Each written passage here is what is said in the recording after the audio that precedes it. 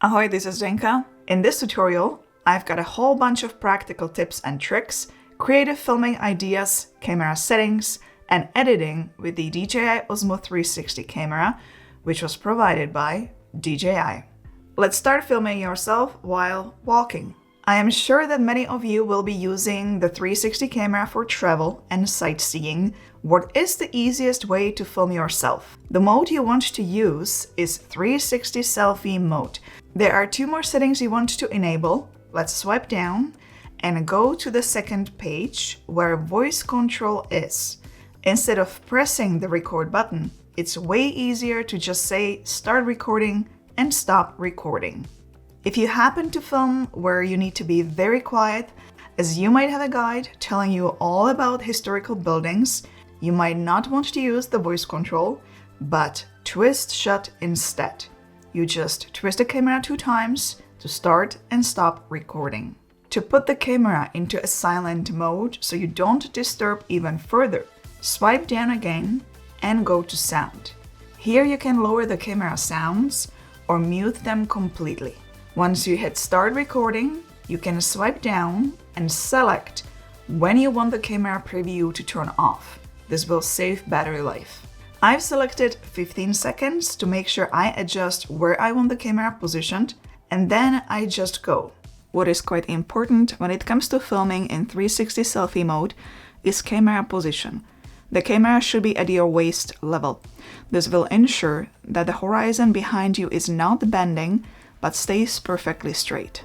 If you hold the camera slightly at the higher level, the chances are that you will see part of the extendable selfie stick. This is something I learned the hard way. Let's talk about camera settings. It is recommended to film at 4K at 30 frames per second to get the best results. I will, however, film in 60 frames per second as I would like to have the flexibility to slow down the footage if I need to. If you need to get even slower slow motion, you can film at 3K 120 frames per second or 2K 240 frames per second. There are only 3 things I changed. I went to Pro page. Under exposure, I brought the EV to -0.3. Under color, I enabled D-Log M 10-bit profile, which gives the best dynamic range, and also enabled color recovery, so I don't have to look at the gray D-Log look. This camera really does an excellent job when it comes to balancing sky and buildings. It really brings down the overexposure and creates more even look compared to other 360 cameras I've tested in the past. How do you export a selfie video? The easiest way is go to DJI Mimo app, pull out the album, find the clip you want to edit, and hit it. Editing is quite simple and user-friendly. First of all, here you can enable lock color recovery as well. Then you can choose from any of the filters. You've got here portrait looks. And you can also turn on any of the glamour effects.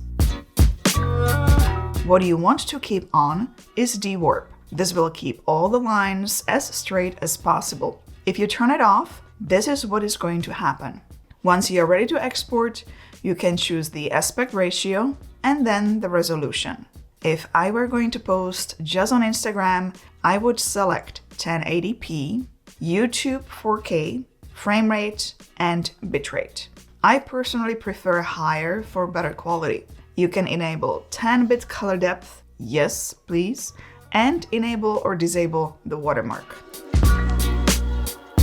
What if you want to add sound to the mix? What if you want to record yourself vlogging? I'm recording right now with built-in DJI Osmo 360 microphone. So the reason why I'm actually here on the bridge is that I try to escape the wind, and here seems to be like there's no wind whatsoever, so the sound should be fairly good. Obviously, I won't know until I get back to the computer and hear it, but this is the sound you're going to get if you're going to be recording yourself with internal microphone. Shortly, I'm going to move to another location where I will use external microphone. The difference should be quite big.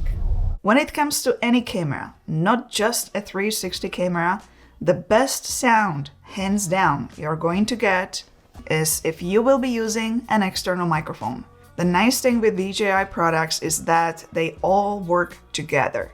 This camera supports the DJI Mic Mini, DJI Mic 2 and 3. You don't need to use a receiver, you only need the transmitter, the mic itself. It's very simple to pair the microphone with the camera. Simply swipe down to pull out settings, go to mic, long press the transmitter until it flashes blue and green, and just wait. Once it is paired, you will see the audio bar here. You can connect up to 2 microphones. If you scroll down, you'll get to all microphone settings, including 32-bit float recording, which will give you better quality. There is another option in the setting when you scroll down. You can also enable built-in mic recording on the Osmo 360 as a backup. When you use a DJI wireless microphone, you can see the audio bar on the preview screen. I moved a little bit closer to the ship. Right now I'm using DJI microphone. I have enabled noise cancellation because there is a bit of a sound here. They're working on the ship, plus there's an airplane flying by. There's a little bit of a wind, so I am using a wind muff. Hopefully that helps quite a bit. Right now I'm still filming myself in a 360 selfie mode. Up till now, I covered filming in selfie mode, which is the easiest way to film yourself while walking and vlogging. When you want to film yourself and have more flexibility to show off the scene around, as well as add panning or tilting movement, you would use Panoramic Video Mode, where you can film in up to 8K resolution at 50 frames per second. You can attach a tripod to the extendable selfie stick. Make sure you choose a really sturdy tripod with long legs, so when it's windy, it doesn't flip over. That happened to me with other 360 cameras 2 times already.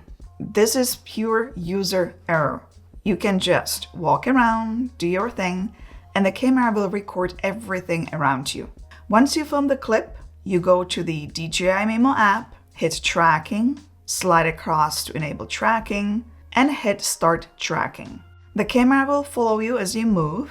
If you don't want to use tracking but want to create camera movement instead, the easiest way to do it is to go to quick framing.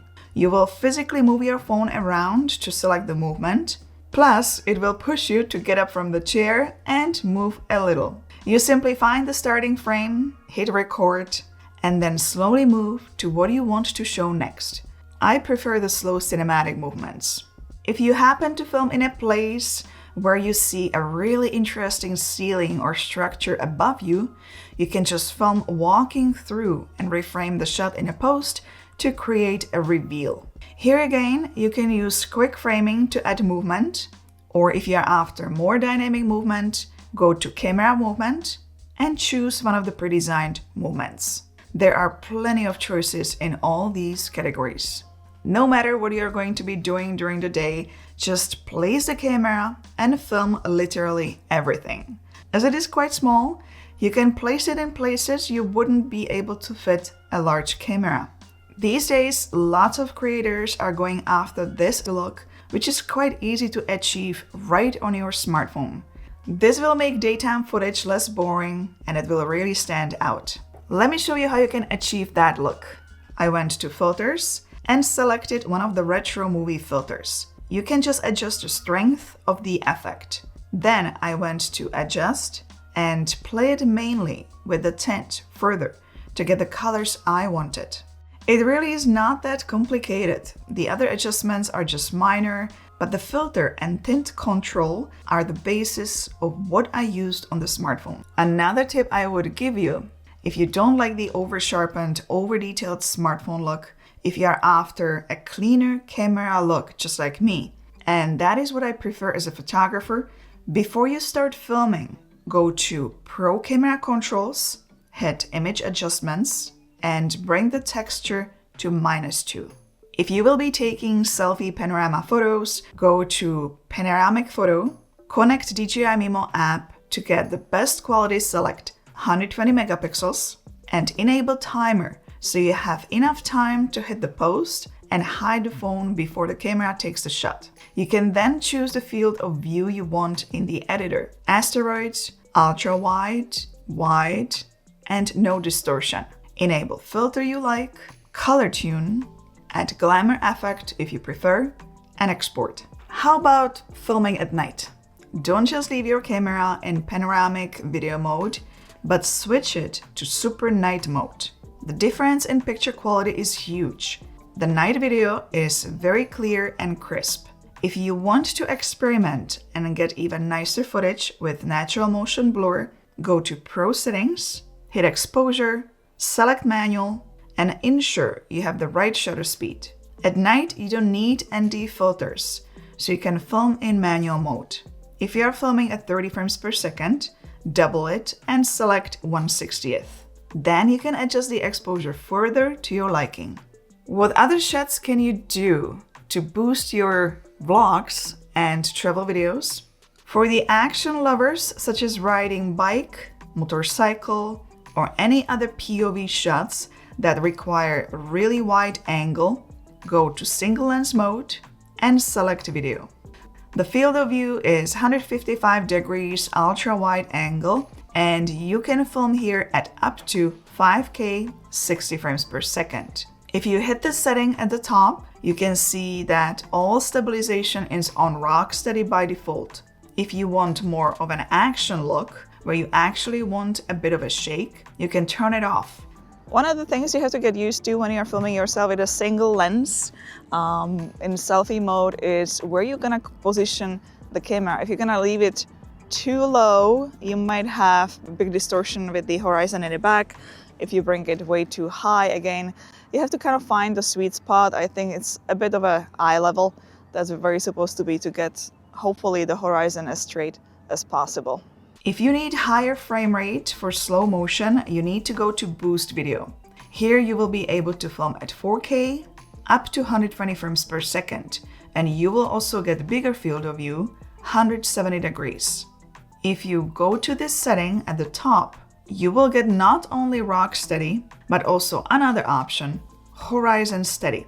So you can freely move, and it will always keep the horizon at the level. The last 3 shots you can do to enhance your vlogs are hyperlapses, dashboard recording, and 360 car ride recordings. As you travel, big portion of filming can happen directly in the car. The advantage of recording in 360 mode is that you can talk, make commentary, and then later on in a post, you can reframe the shot so you show yourself or where you are going. Don't forget to use Super Night Mode if you will be driving in darkness. If you don't care about filming yourself, but just want to have dashboard clip, you can use Single Lens Mode in 5K and your preferred frame rate. On the other note, if you will be using this camera for a different purpose, True Dashboard Camera, you can enable loop recording 5 minutes, 20 minutes, 1 hour, or max. If you select 5 minutes, for example, only the last 5 minutes of recording will be saved. This will save a lot of storage. Filming a hyperlapse in the Timelapse mode is my favorite. Go to 360 mode and select Timelapse. Tap here in the middle, go to Timelapse and select Hyperlapse. For driving on the highway, select faster speeds such as 10 times or 15 times. For driving in a city, select slower speed 5 times. With all this I was showing you in this video, you should have a wide variety of shots to create quite nice vlogs. Give it a thumbs up if you found this video helpful. Don't forget to subscribe for more, and I'll see you in one of those videos next. Ciao, ahoj!